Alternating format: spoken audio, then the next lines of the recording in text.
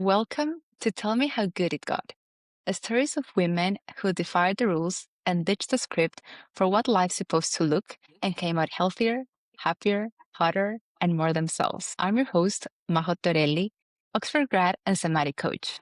And today, I'm so thrilled to have an amazing woman with me. Meet Tori, a consultant, a strategist, and soulful disruptor of the status quo. She's building a career helping organizations take well being seriously, but today, we're diving into the personal pivots that made her life richer, freer, and more her. Her story is a masterclass in choosing yourself. From choosing joy, rest, and bigger visions for an abundant life to becoming the visionary leader she was created to be, Dottie has embraced her unique, authentic, quirky self. She's made bold moves, ditched the script, and came out healthier, happier, and more herself than ever. This conversation is about joy, clarity, and connection over convention. Tori's here to tell us how good it got. Really, really good. Hi, and welcome, Tori. Thank you, Mo. It is Mm. a pleasure to be here with you. I'm so excited to have you. And I really love your story because I'm going to let you tell us about it. But I know you left a 15-year career in clinical psychology and ditched Mhm. that script of what success was supposed to look like linear, polished, and self sacrificing. And I would love to hear who were you back then and what was success to you back then? Ooh, yeah, it actually just happened the top of this year, 2025. Um, it's funny, it's like I don't know exactly what happened, but there was one day where I woke up and I was like, I can't keep doing this anymore. It was like questioning, what is success now? Because I got the degrees, I got the certifications, I was working in group practices, I started my own practice. I've reached the top, but I don't feel Yeah. joy, I don't feel fulfillment. So it really was initially a crushing moment. I felt so lost. And as a Capricorn, I don't like confusion. I don't like not knowing what's going on because I have it all figured out. But this is the first time I think in my life where it was like, oh my God, I don't know. I don't know what I wanna do, but what's happening right now, I know I don't wanna keep doing that. So it's just been this very beautiful journey of discovering myself, I think. For a long time that my identity was wrapped up in work. And, I'm not sure if you know too much about, like, American society, but there is an emphasis on work, like Mm. productivity. You have to be doing something at all times. And if you're not, you're lazy. Yeah. So I had like the societal pressure, I had my family pressure. And as a woman and a woman of color, like there was just so much on me, I think, that to step away from work just seemed unrealistic. Yeah. So it was a journey, really. In the beginning, it was hard, but I did it, and I think it was the best decision I could have made, at that time. Wow. Yeah, that is really brave to go ahead and actually take the decision to quit the career that you built, that you spent years preparing for, right? And Mhm. I'm wondering, what were those physical, emotional, intuitive, spiritual signs? How did that show up for you? Was it burnout? What happened in your body, in your life that was that point of cannot anymore? Mhm. Yeah, it was yeah, spiritually, I felt disconnected. Physically in my body, like, I just felt a fatigue. I'd felt this before many years ago after, like, graduating from grad school and getting in the field, but it was almost like I'm just too tired to Mm. even get out of bed in the morning. And it so for sure was burnout, and I'll admit now, but at the time I was kind of in denial that this was burnout, like being like, "No, I'm just being lazy. I need." So I was very hard on myself, I think, in the beginning. And so emotionally and psychologically, even hearing how I was talking to myself at that time was like, "Oof, this," and my body was, like, kinda reject "Bull, Yeah. like, stop saying that," that we're Yeah. lazy, and we just get up and go. So I think it was very all-encompassing physically, spiritually, emotionally. There was something, a shift that happened that told me, "Okay, something's gotta give," and it's not my life is I'm constantly giving of my life. So what else can I put to the side? And it seemed to be work, or working at the capacity that I was.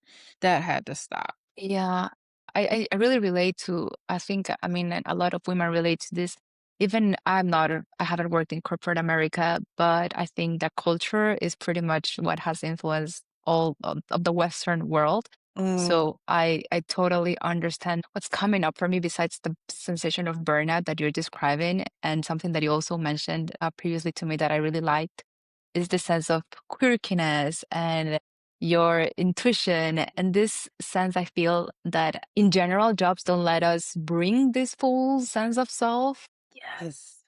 into the environment. And I think that feels really constraining. And that sounds like something that you were experiencing this. I want to bring my full self and I can't. Mhm.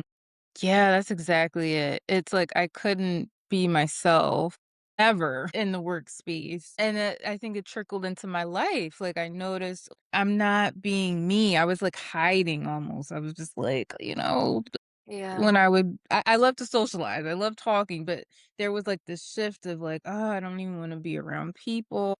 People won't really accept who I am.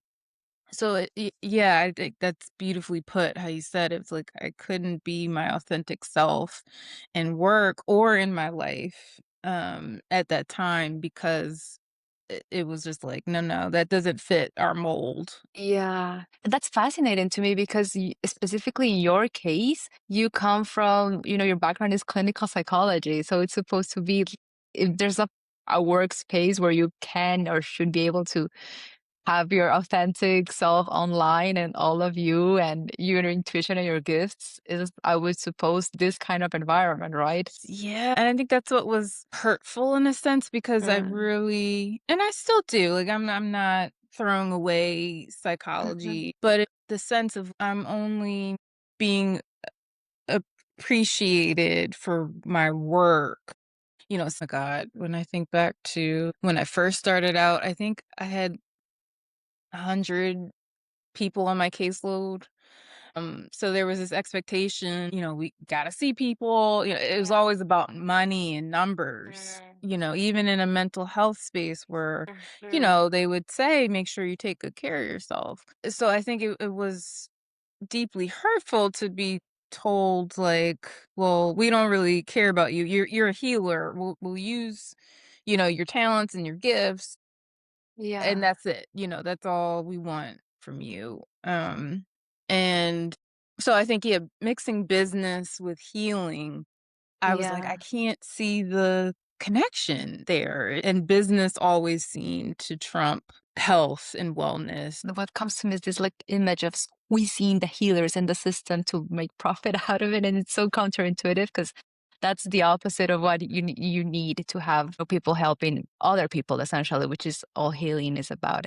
But like you said, I'm sure that you, of course, you're integrating this in some, I mean, your background is a part of who you are today, and you are living it just in a different modality, in a different capacity. What does that look like now for you? Now it definitely, and I think having my own business, in a sense, there's more freedom and empowerment there to be like, I can tell, like, if I want to take on 20 couples, let's say. And that was hard too, I think, initially. Mm. I'm a relationship therapist, so really helping folks connect in their relationships and having to say, you know what, I have to take a step back, to fill my cup up so that I can continue to fill the cup of other people in their love or in friendships or so. I think in kind of this shift now of organizational wellness, seeing, like, how the impact of work has on everything, in our society, especially relationships. Relationships suffer Mm. the most. And actually, more importantly, I think people are disconnected from themselves too because the focus is only on work. It just kinda came to me like, what if, we get to the root of the issue here, helping people to find similarly what I'm still finding, but this healthy work-life balance. There's more to you than what you can produce. No one was sent on the planet to just work. I Yeah. think that message, because I saw how it healed me in a sense, I was like, yeah, maybe if it can be brought to these workspaces where people spend most of their time, maybe that too will switch things for me, like where I'm not being used as the healer. It's Mm. like, okay, now I'm giving folks the tools to do the things necessary, managers, leadership, to give the things for their people in order to for them to continue to work and not experience the devastating effects of burnout. Yeah, I love what you say, and I think it's very pertinent. You're not being used anymore. Now it sounds that you are more like channeling, and you are Mm. a channel for well-being as opposed to just, this instrument in a way. It sounds more like a portal. And that, Mm. and of course, you cannot be a portal if you have an empty cup, like you were saying. And that takes me to what we were discussing earlier of the quirks. How does that, your quirks, your intuition, how does all of Tori, all parts of you, how do they come online now? I think because rest, that was something that I learned, the sacredness of rest, and that it's okay that, none of us have to earn rest. Like it's just a given right as people to rest. And when I rest, when I don't do anything, when there's not like this to-do list or this pressure to get something done, that's where I feel like my silliness kind of comes out. Like I'll kind of break out in a dance or something. And my husband sometimes looks at me like, what's happening over there? I'm like, I'm just shaking it out, like just I found my humor again, just cracking little jokes here and there and just really connecting I think with people in a different way, like Mm, my friends and loved ones. Like there's something lighter now, mhm. I think, in accepting and embracing the quirks. It's not a issue. There's nothing shameful about it or wrong. Yeah. I am who I am. That was like a light bulb went off in my brain. Like, oh, okay, like I could be me 24/7. And if people don't accept it, it's like, okay, well then you're not for me. Yeah, I can be me 24/7. Hmm. I mean, that's revolutionary for many of us because we're parts of ourselves at certain parts of the day and with certain people. And yeah, and it's exhausting. Yeah, for sure. And I really love the connection you make with rest because I feel that rest and pleasure are those things that we only allow ourselves after a lot of hard work and a lot of productivity, Mm, or we feel we need to somehow earn them, right? mhm. And it's so the opposite. It's actually you're going to be more productive and you're going to be more you and better connections and better everything after you do these things, after you have the rest and the Yes. pleasure injected. I love the little dance with your hubby. And in this process, Tori, in this journey, what did you have to let die, if Mm. anything? That is a beautiful question. I had to let the expectation or this, I think almost like a facade I was Mm, trying to put out in front of the world of, I can take on anything, I can do anything. I had to let that go. And even my pride, I'd say. I was very prideful. Um, you know, so it's just been a humbling journey too, and recognizing how I really took pride in this identity of working and, you know, I would wanted other people to look at me and be like, "Oh, yeah, she's so mm, successful. She's got it figured mm, out." So letting that pride go really, and it's still a daily practice where I'm still mm, having to remind myself my value is not in what I can produce. It's not in materialistic things, and I'm valuable because I'm human, I'm me. So, I think yeah, to answer that question, I think I really had to let the pride kill the pride and the ego to grow and blossom into just becoming who I've been designed to be and embracing, all of that. That's really tough. I mean, that's a really tough one. In my case, for instance, even Yeah. when I started doing coaching, that was still there. I mean, on a subconscious level, probably, but it was operating in the background. And it's something I realized just very recently, this sense of how it looks like to others and what success looks like.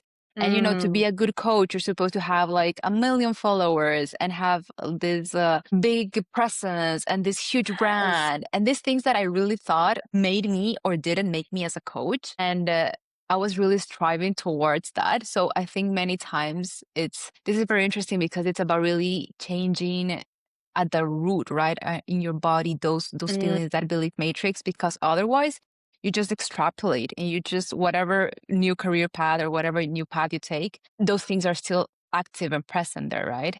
yeah. Oh gosh, that's so true. Like on the subconscious level, it's just like Yeah. become our norm that most times we don't even realize Yeah, that's what exactly. we're So doing. how did you do that? So how did you stop operating on that belief matrix of this is what success really looks like? Yeah, I think it really was learning self-compassion, and, my worth, that finding my worth outside Mm. of the corporate success or what society says is successful. That helped me because like I said, it's still a daily practice, so sometimes I might catch myself being like, "Ooh," like Yeah. but I think the aesthetics, like, even with my website initially, oh god, my hope.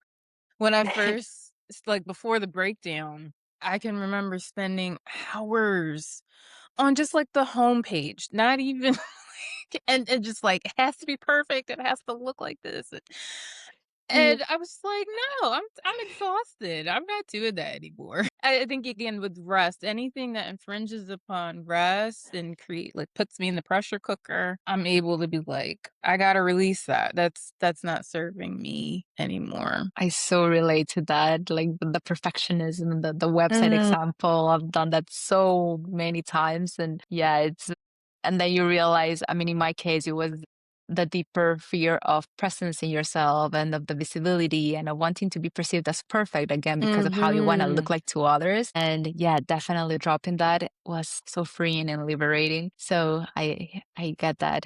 And Tori, when did things start to get good for you? I love that question, but even just the podcast itself, tell me how good it got. Like, I felt warm and fuzzy on the inside with that because, Hey.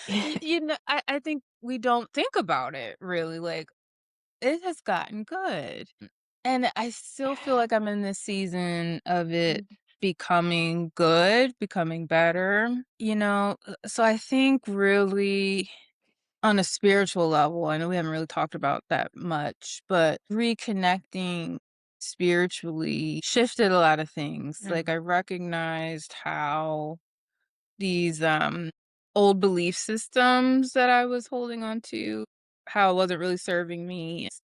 So it's a lot of deconstructing too, that has helped things to get good. 'Cause I'm like, "Oh, this is okay, I like this." It, brings so much purpose and meaning to my life now. So, yeah, again, I think it's still becoming, I'm still, like, evolving and morphing. I think through, the spiritual journey, healing, like, there was also a lot of trauma I had to face. People think when you're a clinician, "Oh, yeah, you're healed, you have it together," and it's like, "Girl, I am Girl. struggling." So, I think it's like a mix of things that have made it good for Mhm. me, and I can I think if you had asked me this maybe even 6 months ago, I probably would Mhm. be like, "No, it's not good." You Yeah. know? Yeah. Totally. I think also sometimes what happens, or that was in my experience what happened, I feel sometimes things get really bad before they start getting good. I had Mhm. my period of things feeling really, really, really challenging earlier this year, and now I'm in like it feels good season. And of course, life is cyclical, but it's like an upward spiral where the Mm. baseline keeps improving, right? Mm, for sure. Yeah, it seems like kinda like yesterday, we were on Instagram, trying to put our little reels together and Exactly. to see the growth to how it is Yes, now. Like, it's exactly. amazing. And look at us now. Yeah. I really like the word you use as well, morph, because we are always Mhm. morphing and evolving. And Mhm. what would you say are your favorite? Because you mentioned some very deep things like God and life and what that means to you that's different to what you were taught. What are your favorite spiritual practices now that keep you grounded in that version of you? Because I feel you like yourself more now than before, right? Yeah. I get this sense of, yeah, Tori likes herself a lot more now. And I love that. What helps you feel that way? I think it really came down to me meditating on scripture versus God's word and almost like a stretching of faith too, in some ways. It feels horrible the beginning when you're stretched and challenged. But when it was like revealed how the challenges are actually to promote growth and to promote elevation, that really Yeah. like clicked for me. And so yeah, I think meditation, mindfulness practices to where I can just be, just getting used to Mhm. being and being still. Like Mhm. that's just something I feel like spirit was telling me, like, be still. And I'm like, I am. I'm just, sitting here. And it's like, Chilling. no, no, like really be still. So even that practice of just sitting maybe like 5 minutes in stillness and quiet, I'm like, oh, this actually feels nice. Like, and Yeah. the beautiful things it does for your nervous system when you're Mhm. able to just be in quiet and sit with yourself, sit with spirit. Yeah, meditation, mindfulness are my favorite spiritual practices now. I love that sit with spirit. I feel that's something that can resonate with anyone, regardless of what you believe in. Sit with Mhm. spirit. It does certainly resonate with me. What would be your recommendation for someone? Because if I were to listen to this, the Majo from 2 years ago when I was just starting my path and I had no idea how to reconnect with my body and myself, what would be your recommendation to someone who has no idea of how to sit with spirit? Mhm. Yeah, I think it again is a practice, and then the more you practice, the better, easier it gets. So I would say starting out with just maybe 2 minutes of being still, sitting in a quiet place. And you can bring things into it. Bring, your favorite drink or, some people like sage, different things like that. Like have a space, a sanctuary essentially, where when you sit with spirit, you really don't have to do anything, even for spirit, Yeah. you're not putting on a show or performing, you're just Yeah. being. I feel like even just 2 minutes and set your timer, but okay, 2 minutes. And it might feel a little funky at first, like, because I know for me, I was flooded with thoughts and like, "Oh my god, like, I gotta do, laundry and I gotta get dinner ready." Yeah. Just being able to let the thoughts come and almost like a butterfly over a flower, just kind of hover and then let it go and be like, "Okay, I'm being still. I'm with spirit. I'm being." I think those things can help get you in the practice. Yeah, just hearing you describe it already calms my nervous system, I feel. Mm. And what's something that feels hotter, healthier, happier, or more you than before? I love that question, the hotter part, like, yes. I mean, I always thought I was pretty hot, but now it's just really like, "Oh, okay." Like, say less. But, no, I think all-encompassing, by resting, by just embracing who I am and choosing joy, like, in that beautiful intro about choosing joy and choosing myself in a sense, like no judgment. And it's hard. Sometimes, I have Mm. that inner critic that gets loud, but just kind of embracing who I was always created to be and stop trying to be something I'm not really has made my life, so fulfilling in all areas. There's definitely lots more work to do, but I think, again, like you were saying, just months ago, just I feel like this growth. I feel like I'm not that same Tori. And I still try to show compassion to her, because it's like, I didn't know that I was allowed to to rest. I didn't know like I was allowed to heal and be. And so I think recognizing like, wow, there's just more to life. And for everybody, like it's my deep hope that everybody feels this and experiences this. You just enjoy your life a lot more. You don't take it for granted. And I think really sitting in enjoyment, pleasure, like you were saying, embracing those things, it's not bad. We're supposed to enjoy, we're supposed to feel pleasure. Yeah, we are.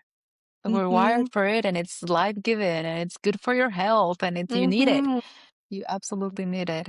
I really liked what you said about the past version of you and making sure you don't judge her and hold her lovingly, if anything, because she's a part, all a part of us are that, right? A part of us. And that means Mhm. they all deserve a seat at the table. And that, in a way, they're all, I feel we cannot reach our highest potential without having them all our inner child, our teenage self, our younger adults, the me I was yesterday, like actually having them, holding them lovingly and being proud of them and like the whole committee of you coming online and having that as the base for the future you, I think that's so powerful. Mm. Yeah. I'm just sitting with that, and how even this conversation, I think, in a way, is helping somebody heal. I think the more we keep talking about, Yeah.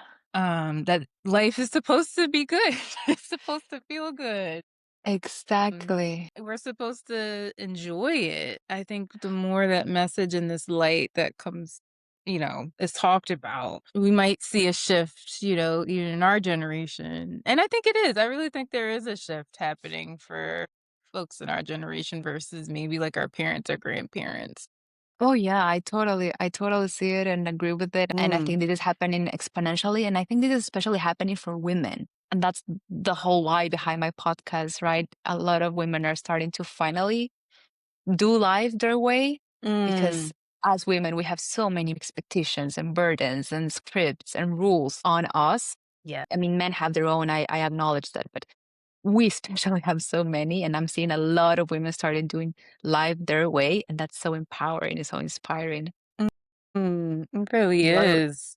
you are one of those women, Tori. And that brings me to my next question, which is if another woman is actually listening and feels resonant and sees herself reflected in parts of your story or all of your story, and maybe feels like she's in that in between, what would you want her to know? Trust the process. Mm. It is hard, right? Because you're just like, "This is so challenging," and I don't think I've cried more. I mean, naturally, I'm a crybaby anyway. I cry over, like, commercials, but just crying so much more, in the transformation. So I think trust the process, trust spirit Yeah. that there's guidance to the next level. It's just that whoever maybe you were trying to be or the season of life, it wasn't really serving you anymore, and it's time for a change. And I don't remember who gave this quote, but they said, "If you don't change, you die."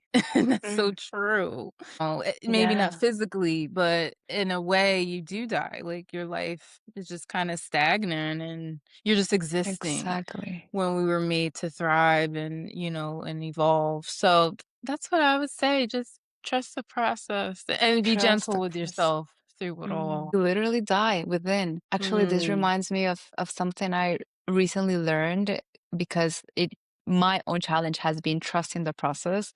Mhm. And I loved learning that actually what keeps your brain and your body healthy and active and engaged, it really is the process. You actually release dopamine as you are learning new things and figuring out challenges and Mm. going to the next thing. And okay, having a setback and not letting it set you back.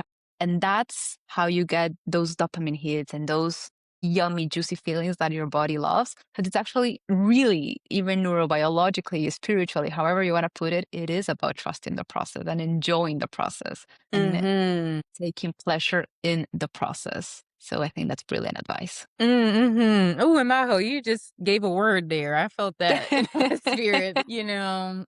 Oh, and I love it, recognizing on so many levels what it does when we trust the process. It just amazing stuff. And learning, I think that too was a challenge, like admitting I don't know it all. Because Oof. Yeah. again, the Capricorn in me was like, "Oh, see the degrees here?" Girl, I'm a Gemini and I don't know much about astrology, but I can still relate with that. Like sitting in uncertainty can be so triggering and so difficult, especially because we're in this mind-based culture where everything needs to be rational and logical and controlled Mm. and trusting is a very body-based, a very let it unfold in its own timing. And yeah, we're just not taught those skills. Mhm. Being okay with learning, like being forever a student, I Exactly. think, and it doesn't mean you're not intelligent or something's Hmm. wrong with you because you don't Hmm. know. We weren't designed, I think, to know everything. Yeah, So, exactly. Feeling super confident in uncertainty. mm, Another piece of mhm. brilliant advice. Thank you, Tori. And I know I asked you this, but I'm very curious to know now as our conversation has unfolded, if this chapter of your life had a title, what would it be? Mm. Gotta sit with it, but I'd say the one thing that's coming to mind is like becoming, or like stepping into this new season. It's just like a transition, a transformation, maybe Mm. transformation. I can't decide. There's so many good words. I love that. Transformation. Yeah, that does sound fitting. And with that, I would love to invite you to grab whatever it is you're drinking. I saw you have a little Was sipping the whole lovely. time. Yeah, exactly.